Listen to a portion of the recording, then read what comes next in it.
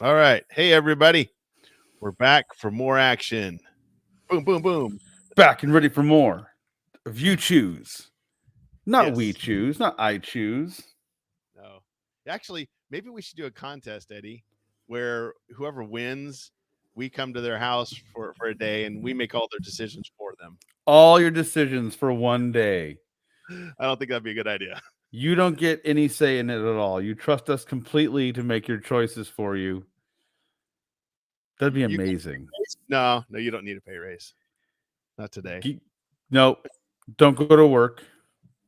Drive on the other side of the road, like they do in England. That's a good idea. You're going to do that. Drive in reverse all day long, wherever you're going. Yeah, you don't want us to make a decision. No. Oh, And Jesse, chat. He says go to the saloon. or go to the saloon. That's his answer for everything, though. Yeah, it's like instead of I am Groot, it's go to the saloon. Exactly. And then at the end of our movie, he's like, "We go to the saloon," and then we all die. All right. Well, hey, this is the You Choose podcast. That is the letter U Choose podcast. And what we do is we go through these old choose your own adventure books from the 80s, early 90s.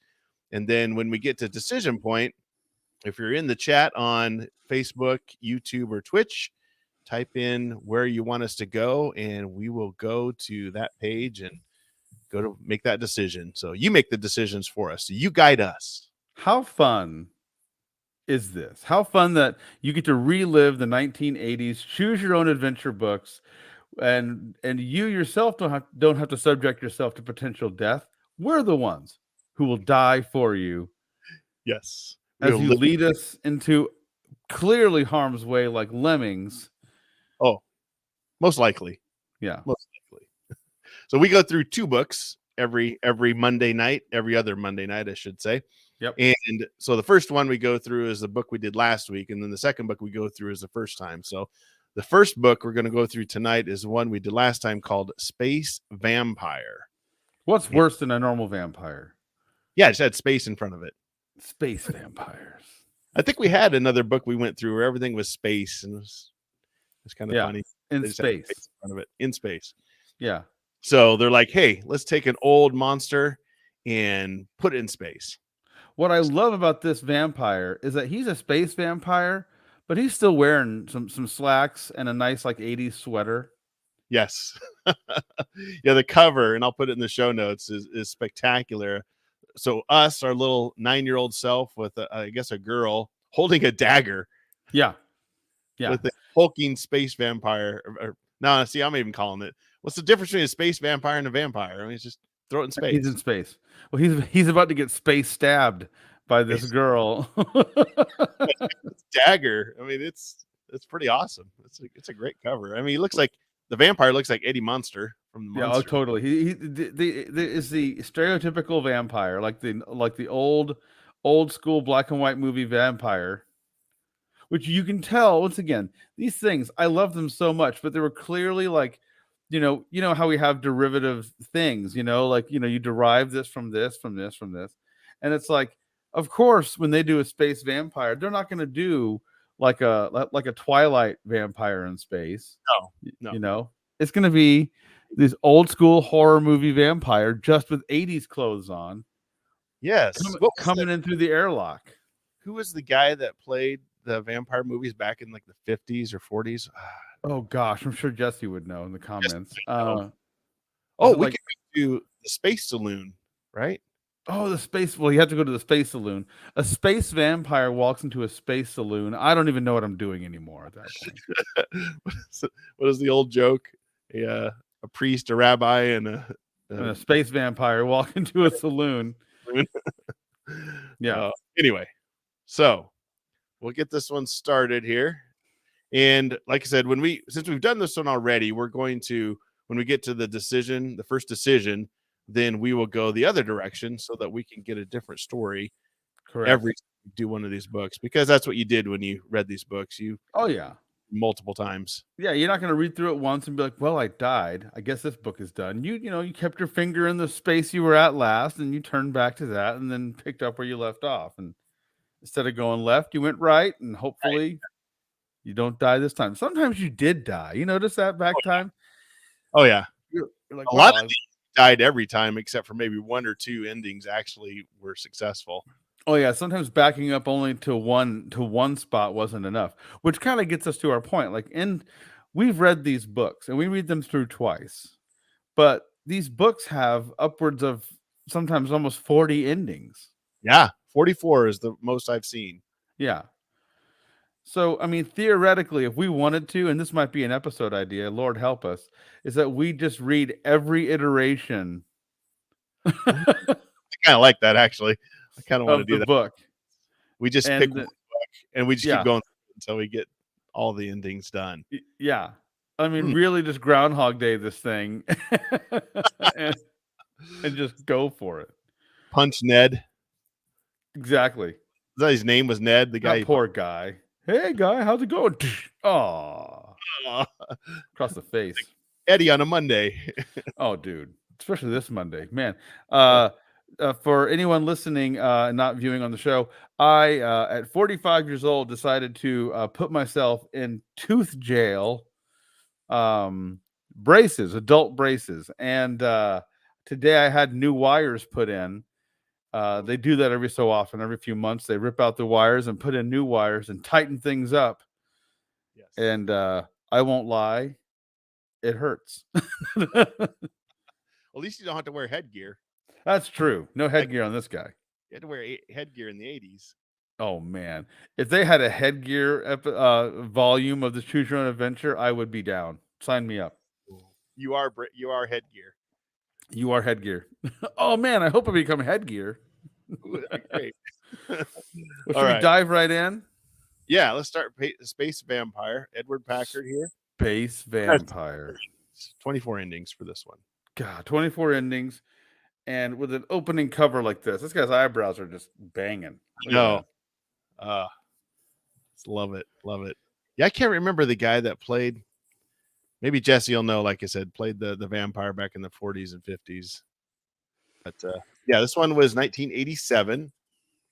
Number 71 in the series. So all right. Original Dracula, if you will, vampire actor was Bela Lugosi. There we go. Bela Lugosi. Yes. And also Christopher Lee from Lord of the Rings fame. I remember, I think he was in the 70s when Christopher Lee did it. Yeah. Huh.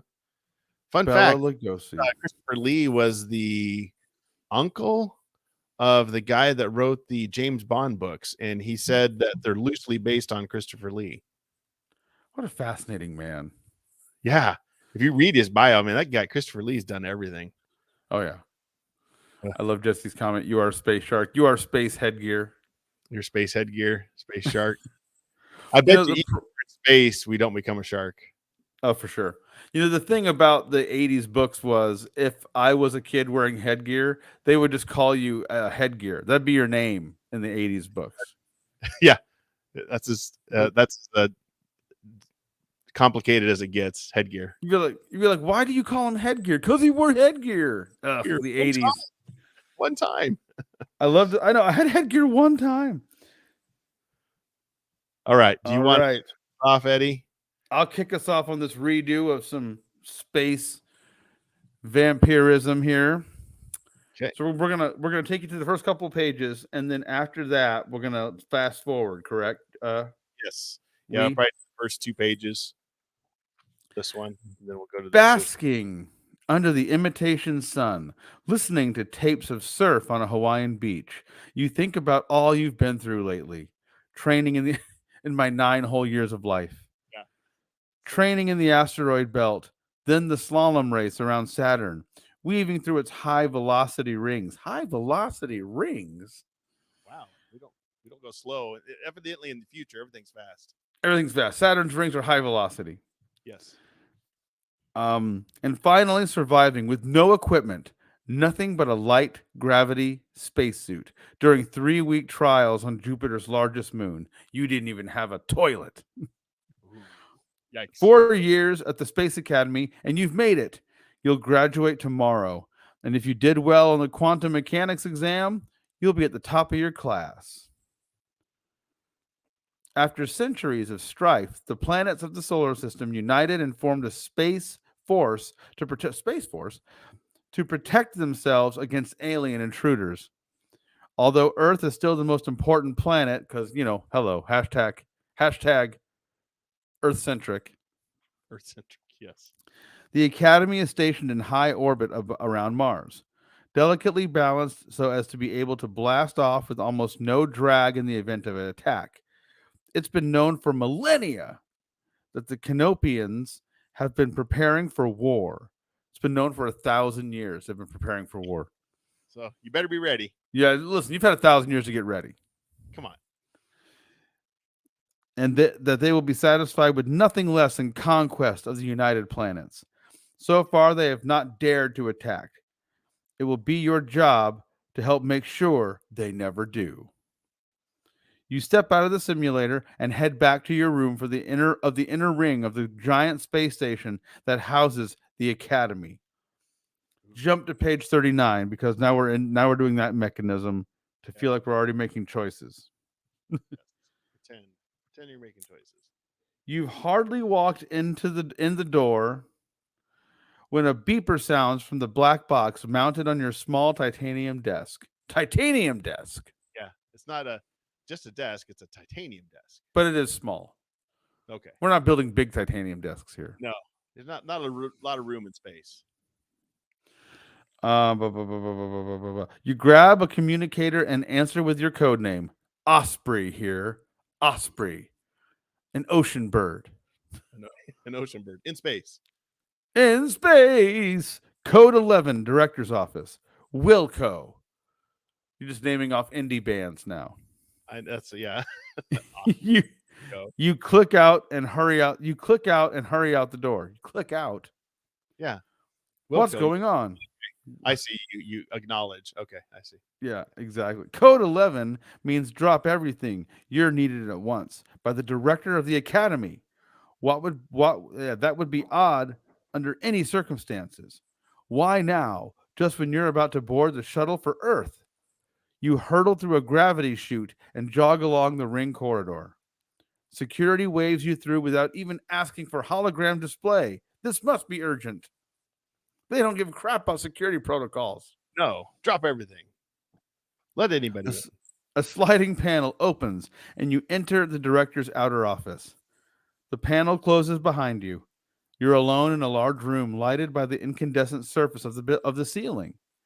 You stand still as electronic waves scan your body for weapons. And aside for your muscular chiseled arms, you're completely weaponless. Yes. Welcome to the gun show. Welcome to the gun show. Even your brain waves are being measured. If they show a suspicious pattern, you would be hustled away within seconds. This is like Minority Report right out of the gate. Yeah, no kidding. Like, if you think about crime, we're going to throw you in space with no spacesuit on. Don't even think about becoming a shark. Don't even think. We'll know. You even have an imagination of headgear. You're out of here. Yeah. You're not going to the saloon. Don't even think about it. This does not happen. Instead, a wall swings open and you pass into the cheerful, warmly furnished study of the director. This is your first close look at Jason Neff, a gray-haired man with a finely trimmed beard and blue eyes. He taps a wooden pipe in an ashtray and walks around the desk to shake your hand. Now we're going back to page 2. Yep. If we go to page 14, we can get to the decision page. So page 14. Will you accept this assignment? He asks. The assignment, by the way, was to go investigate the space vampires. Am I right on this, Lee? Yeah. Yes. Investigate the space vampire, or go on to a boring mission at Bernard Star. Yes. If not, you'll be assigned on the mission to Bernard Star to see whether its main planet is suitable for colonization. Now, if I remember correct, we went to Bernard Star first. No, we went to 31. We went to page 31 the first. Oh, we did? Okay. Yep. So So now we have to go to Bernard Starr correct. So on here, page 9. page 9. So this is the boring. So it's just like life. We're gonna be bored for a while. Pick the boring mission, kids. Yeah, actually, sometimes boring life isn't all too bad. Sometimes. All right, Sometimes boring just means you're not crying. there you go. Words of wisdom from Eddie. I'm just saying. Just saying. All right. 3 weeks have passed. You're 5 billion miles from Earth, standing watch on board the Beluga, a Class D scout ship. Your destination is Bernard Star, 6 light years away. You're feeling a bit lonely right now, lonely and bored. The other crew members are sleeping, and there's not much room. There's not much for you to do. You glance at the instrument panel and display screens, excuse me, and look out the window, marveling at the stars. They look far more brilliant in space than they ever do on Earth. You can make out 2 tiny points of light on either side of the sun. They are the giant planets Jupiter and Saturn. Earth is too small to be seen at this distance without a powerful telescope. Probability theory was your best subject at the academy, and it's not hard for you to figure the odds against aliens entering during your tour on watch. More than 22 million to 1. Man, even in space, we're still an arrogant 9-year-old. Can't stop us. We'll always be arrogant. Even Yes. as we die, we'll be like, I knew I was going to die like this. I predicted this. I knew this probability. No wonder you're bored. What a useless job. There's certainly no harm in reclining in your chair and taking a little nap. No one will ever know. All right, here's our choice. If you decide to take a little this is good. If you decide to take a little nap, turn to Ooh. page 117. If you resolve to stay awake and keep close watch on everything, turn to page 100. So to take a nap or not to take a nap. Listen, that is my life on Sundays, man. I tell you what. Yes. I love a nice Sunday afternoon nap. You can tell we're old. Tell you what, man, that 1:30, 2 o'clock rolls around. I'm like, Out of here. that's nap 30. Remember when we were 4 or 5 years old, we'd fight taking a nap? We're Oh, like, yeah, no, man. taking a nap. No Now nap. I was like, I want to take a nap. Oh, dude, I fought naps off up until maybe 10 years ago. Yeah, About exactly. 35 years old, I was like, I think naps are good. Yeah, naps are great. So let us know in the chat if you want to take a nap or not to take a nap. That is the question. Mm-hmm. So I love the illustration. The kid sitting in the chair, just bored out of his mind. So Yeah, it's covered in stripes that he hasn't really earned. yeah, exactly. Yes. All these little knobs and buttons everywhere. Oh, Jesse says, take a 9-year-old nap. So we're going to take a nap. There we go. We're going all the way to 117, folks. 117. And that's me? That would be you. Yes. All right, sir. 117. Holy buckets. That's about to the end. I know. Take You a nap. tilt back the captain's chair and close your space eyes. The low hum of the electronic instruments has a soothing effect, and before long, you're sleeping peacefully. How long you sleep is hard to tell, but when your eyes open, you're immediately aware that something is terribly wrong. The chronometer shows that 3 hours have passed. That's a classic nap right there, isn't it? You go lay down for 20. Your watch should have already ended, yet no one came to replace you. Oh, because it's their fault. It's their fault. No one came to get you. We're already pushing blame on somebody else. We're already trying to avoid responsibility. You rush to the sleeping quarters, then gasp as you see the bodies of the captain and your other crewmates. Every one of them is dead. You killed them all with your nap. Wow. Look at that illustration. They're like dead too, by the way. They're not like pretty gruesome illustration. Yeah. You force yourself to look away you force yourself to look at their shriveled, lifeless forms. At the twin puncture wounds on each of their necks, the bloodstains on their bunks. The truth is all too clear. They stabbed themselves twice in the neck with a ballpoint pen. Ballpoint pen. A space pen. They couldn't finish their correspondence course. There is a vampire on the ship, and while you were sleeping, he killed everyone else on board and sucked them dry like a Capri Sun. Yes. Space Capri Sun. Panicked, you rush back to the control room, your eyes fixed on the red warning light on the security board. You play back the computer warning you would have heard earlier if you'd been awake. Alien in ship. Alien advancing on captain's quarters. Alien sucking out all captain's blood. Recommend instant countermeasures. Turn to page 36. The computer does not use proper grammar. He does not use That just yeah, through chat. adverbs and modifiers. Adverbs are illegal in space. We don't use them. You flick off the switch and look around the room anxiously. Where is the vampire? What will he want of you? I mean, really only one thing. Yeah. Yeah, your space blood. Your space blood. You grab a laser pistol from the security locker. When you turn around, you find yourself staring into the deep, hollow eyes of the vampire. Man, you can't get a space laser gun to kill a vampire. You got to get a space wooden stake. Stake, yeah. A space cross. Space hole. Exactly. The hollow eyes of the vampire. He could easily snatch your gun, but he only laughs. Bella Lugosa. What do you want of me? You gasp. He goes, I want to take a straw and put it in you like a Capri Sun. He grabs a straw. He's gonna Dunk.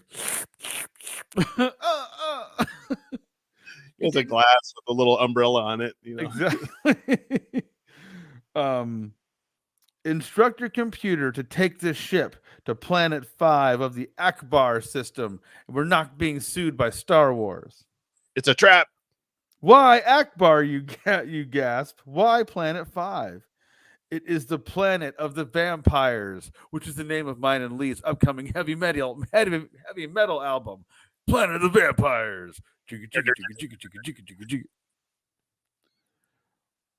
I have been away from it for 600 years. I am now ready to return and tell my people how good human blood tastes. That's awesome. It's delicious. It's delicious. Gripped by terror, you try to think of what you can do. If you pretend to comply with the vampire's demand, but instead set the ship on course into the sun, that's some metal.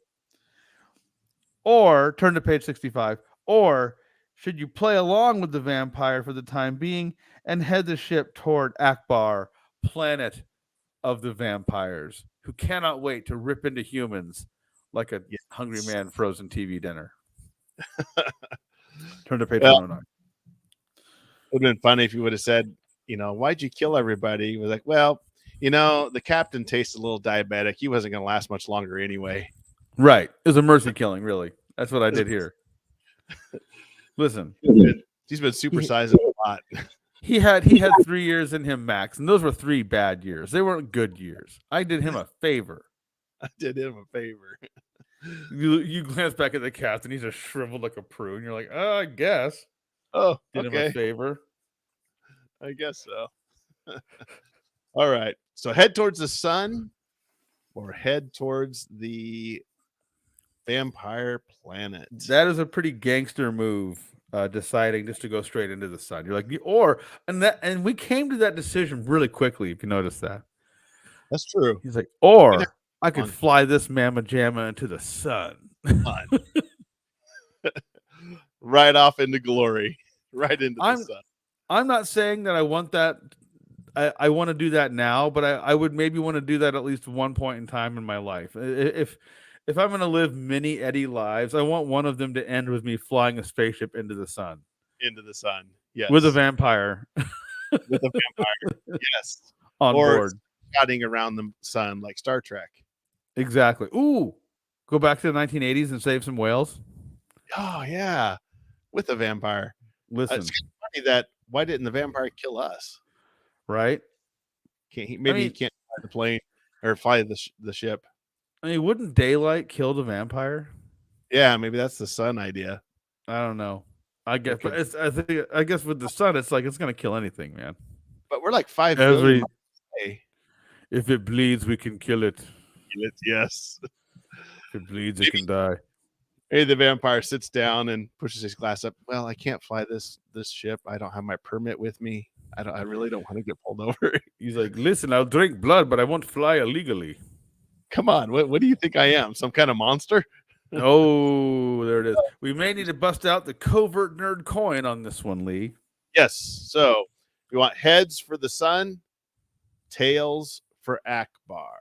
Sounds good to me. Well, what's our coin today, Lee? What coin are we flipping? Australian dollar for our buddy Mark. All right. right. Heads, we are going to the sun. Fly it to the sun. Yeah. Let's use sir page 65. Here we go. We're gonna burn this vampire. Like, or I'll see you in hell, vampire. So look at his face. Oh man, this is great. The illustration is the best. Tie-dye that we're getting. We're throwing him some shade as we both burn to a crisp. Okay, here we go. It's gonna be great. All right. I gotta stop laughing. As soon as you and the vampire are securely fastened in bracing position, you punch in some complicated instructions. Ooh. Whoosh! The ship accelerates and then begins to turn. You and the vampire are pressed down in your seats by the tremendous centrifugal force that only abates as the ship settles on reverse course, directly towards the sun. Yes. We're not messing around. No. Screaming, the vampire rips away his restraint. He lunges towards you, but your fingers are on the controls. You give the ship another burst of acceleration, which sends the vampire careening against the rear bulkhead. He crashes with enough force to kill an ordinary man, but he's not even shaken. He lunges again. By now, the ship has reached hyperspeed and is hurtling towards the sun. Yeah. No time to do anything but open the filters. As the vampire clutches at your throat, sunshine fills the control room. The vampire shrivels into a stinking heap of cloth and flesh that evaporates into sheer nothingness. You start to relax, but alarm bells jolt you to your feet. You're still in hyper mode, heading toward the sun faster than the speed of light. Emergency loop out. You punch the button. The computer acts, and the ship's violent motion blacks you out. You come to hours later, bruised and aching, but alive, with the ship settled on course towards Earth. You vanquished the space vampire, and you're headed for home. Unfortunately, you'll have to explain why you were the only survivor. The end. Man. Wow. That's kind of epic. That was a pretty epic page, really. That really was. That page I will say this. That page is probably one of the most masterfully written choose your own adventure pages I've read in a while. And then you have the illustration next to it. Yes, just a vampire and you strapped in, like getting cooked. He's like, I don't like any of this at all. Look at me. And then I'm dying. The wily smile in the eye on us is just hilarious. We're like, I may be 9 years old, but I know what shade is. I'm going to do this vampire. I mean, it just kind of looks. That is so funny. Oh, well, and they cram so much story into one page. Yes. Well, that's what the funny thing is about some of these. I was thinking about this the other day. Some of these that take 5 pages, 6 pages to lay the foundation for the story, they take a slow start, but then once you get going, it's just one page decision. It's pretty quick. Oh yeah, it's just like boom, boom, boom. They literally they move it along for sure. Yeah, this one definitely is. We might have to mark this as one of the better pages, I think. I think so. I think page 65 on Space Vampire stands out as a standout page for sure.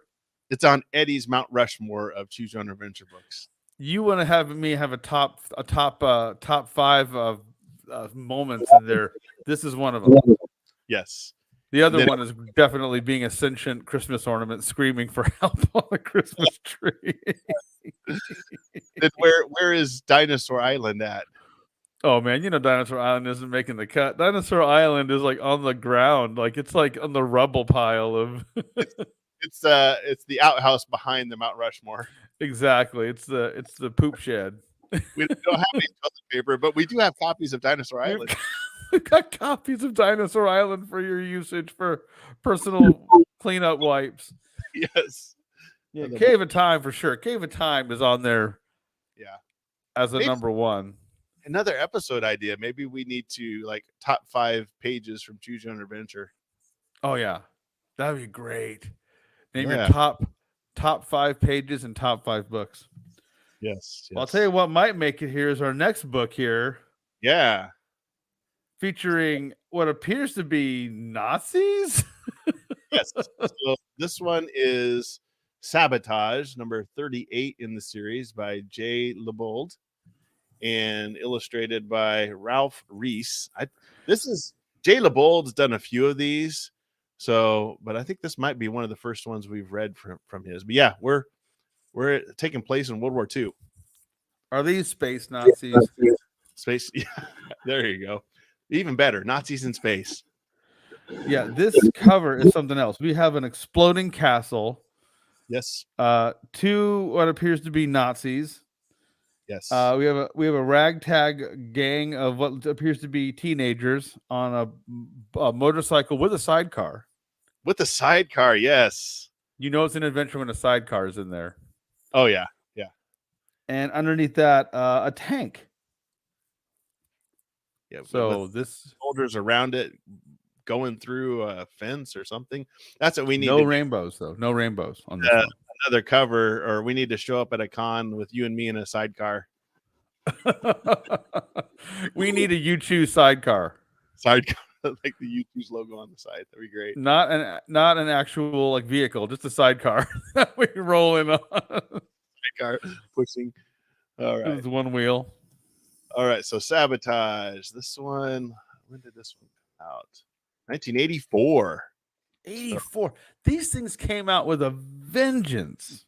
Yes, because this is number 38. So yeah, came out. I think late 79 is when the first one came out. So 5 years, 38 of them already.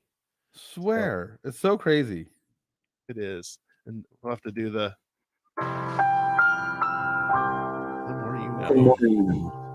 And of course, we've got the the maps. Got to have maps. Oh yeah.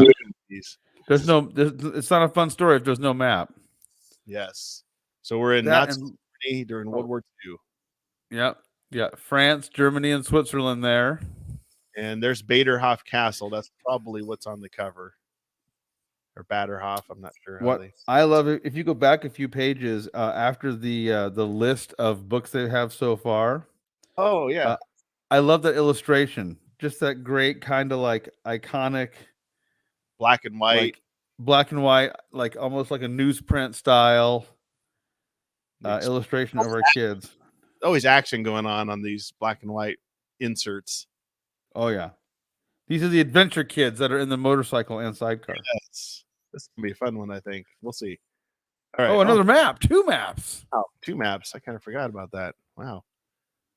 Huh. All right. So, went too far. Okay, page 1. You started the last one, so I'll start this one. Heck yeah.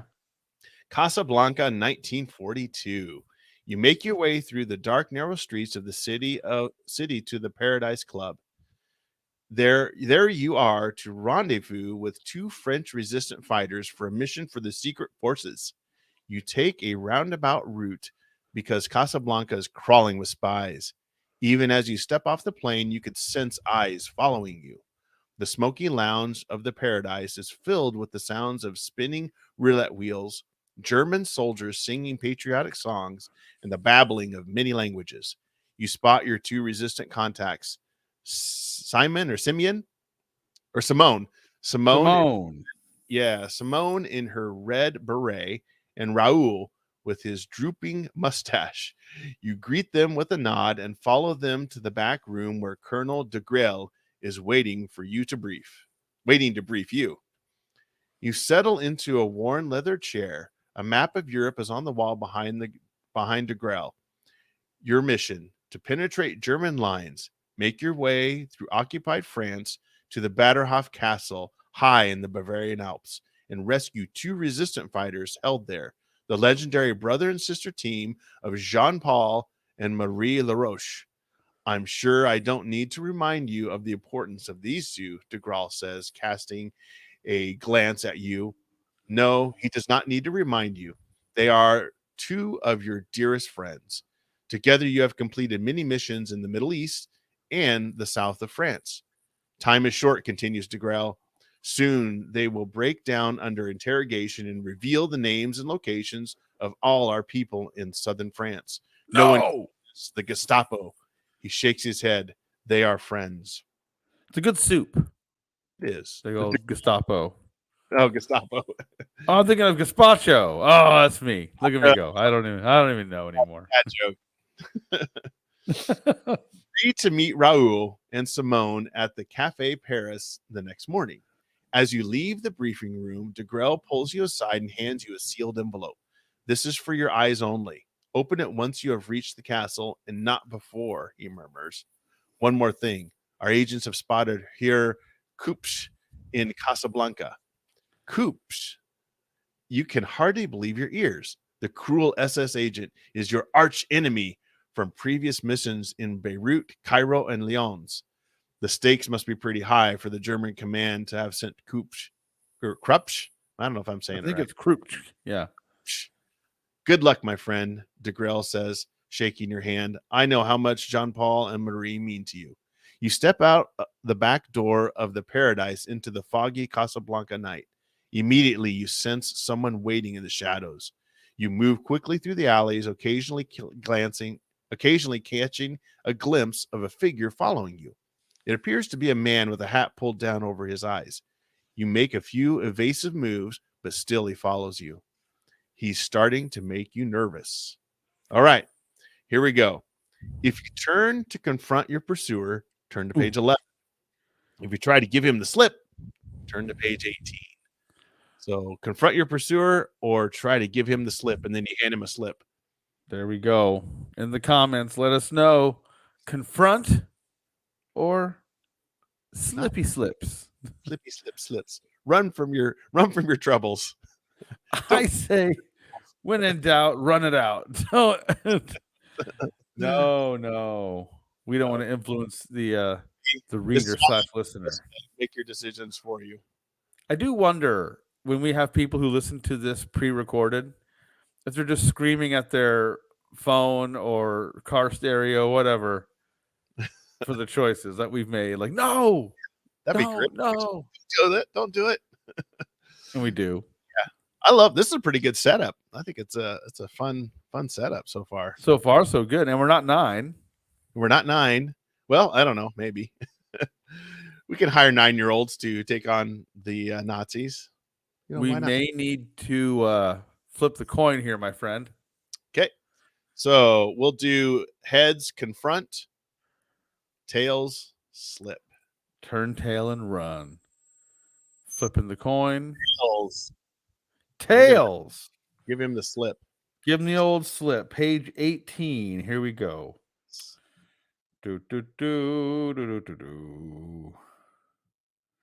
18.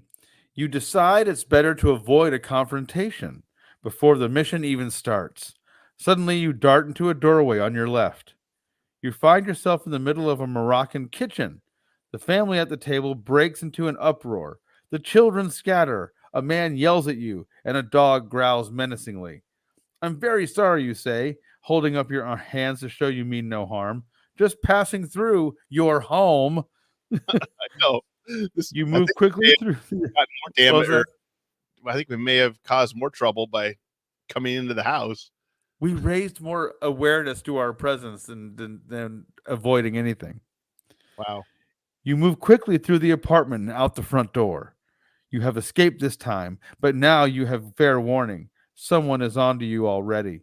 This will be your most difficult and dangerous mission yet, which means we haven't had very many missions. No. Turn to page 8. Here we go. Uh, uh.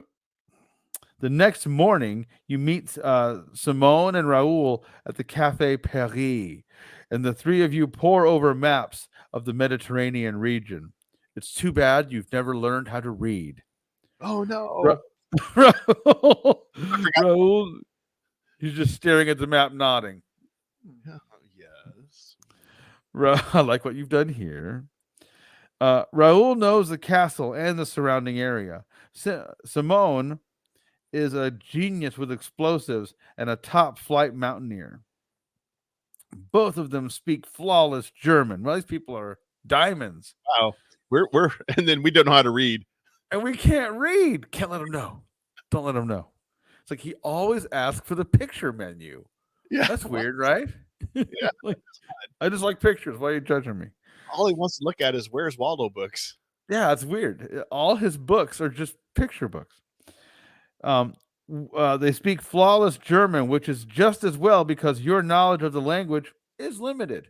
That's putting it nicely when you're illiterate. Yeah. It's limited. My ability to read is limited. Simone ticks off a checklist of equipment: 30 pounds of high grade dynamite, 20 time delay fuses, food, and winter clothing. I'm glad we included some food in that list. Yeah, good idea.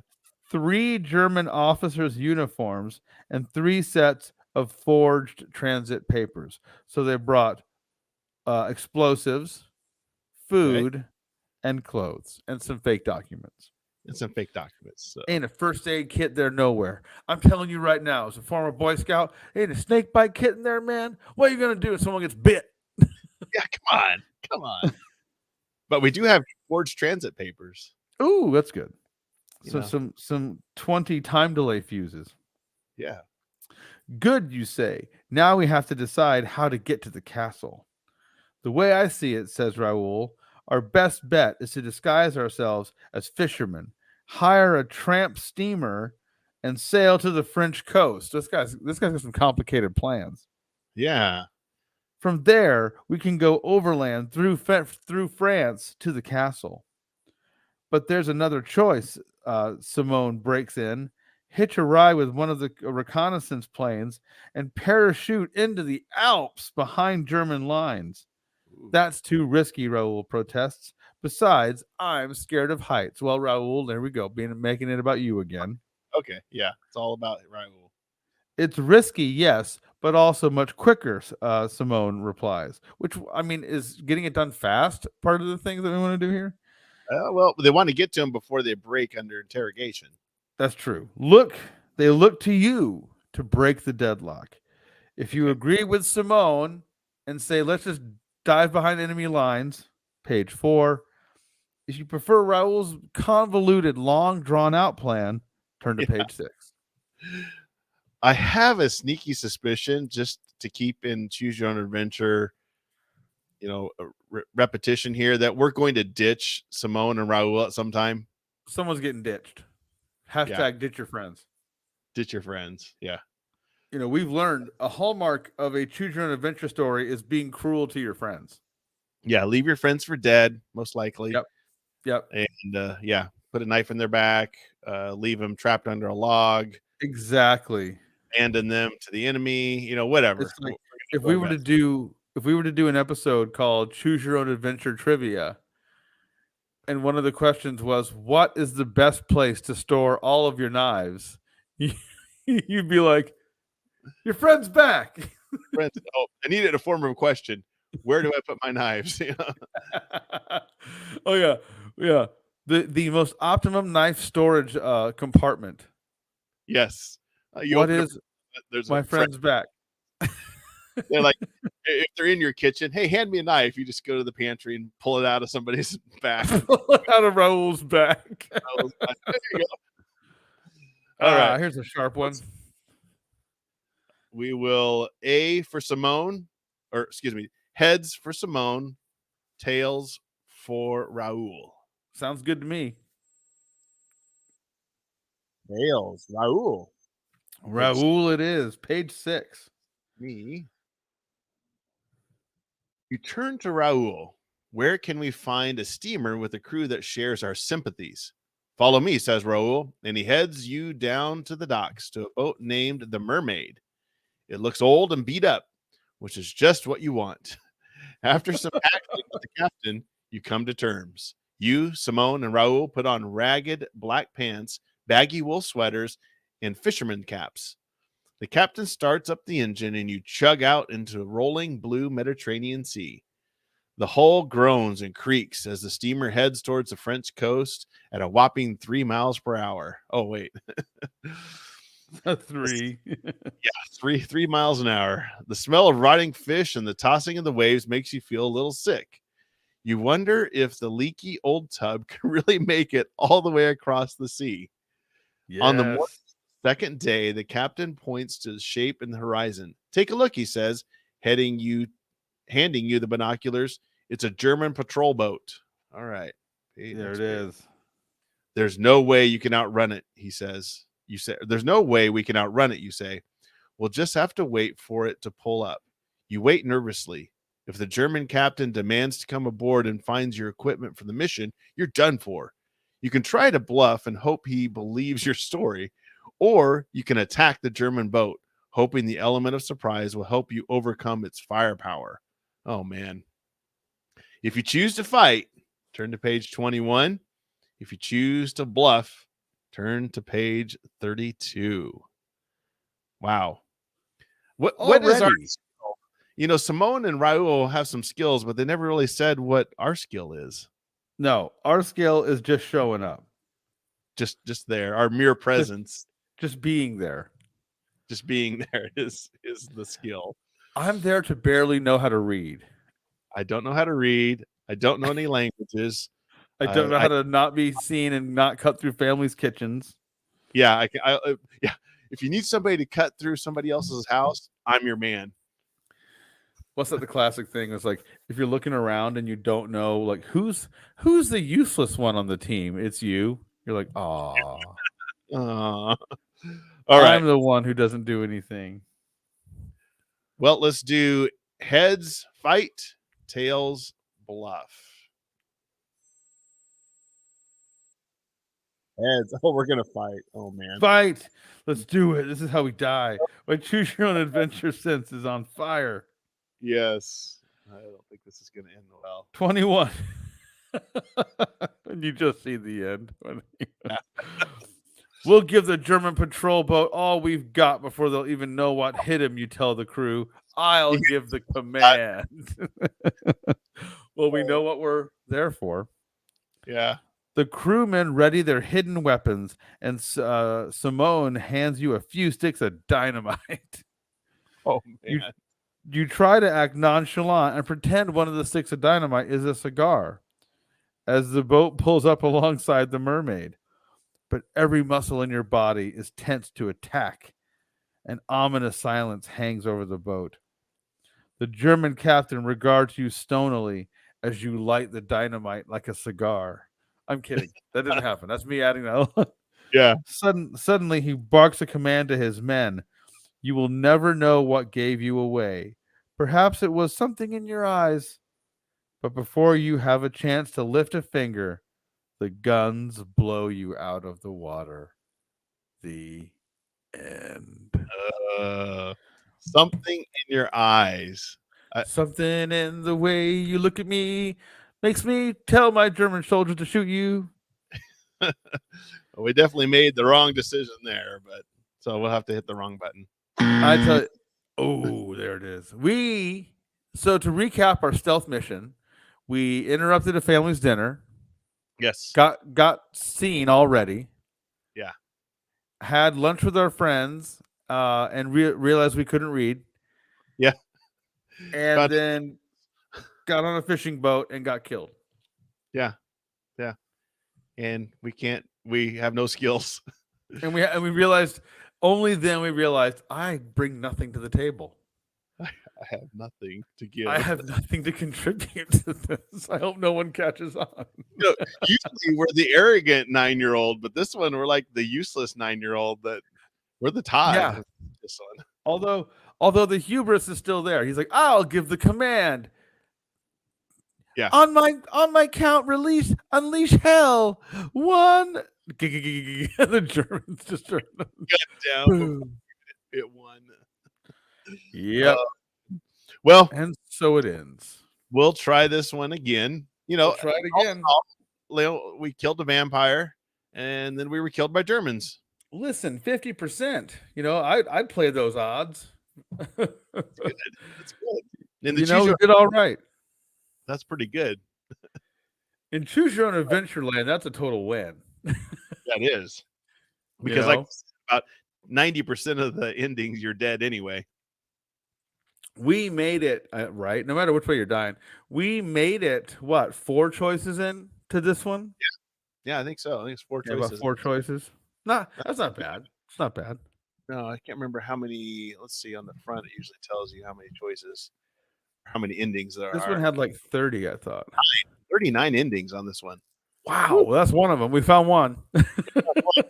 Shot by the Germans on our fishing boat. Blown up by Nazis before we could even do anything. Yeah, but like you said, we killed a vampire at the first one, so we get a group applause, round of applause for that one, and then like I said, the buzzer for this one. Ooh, it's true. It's true. We had that coming. Yeah. Well, hey, another fun Monday evening with you, sir. Yes. We're gonna do this again in 2 weeks. So go to uchoosepodcast.com. That's the letter U, choosepodcast.com. You can find all of our old episodes, different ways you can get in touch with us. We threw out a couple of episode ideas. So if you have another episode idea, we're definitely open to different ideas. Yeah, hit us with it. Let us know. Let us know. But thank you for listening. And until next time, you choose the adventure. See ya. All right. Good night, everybody.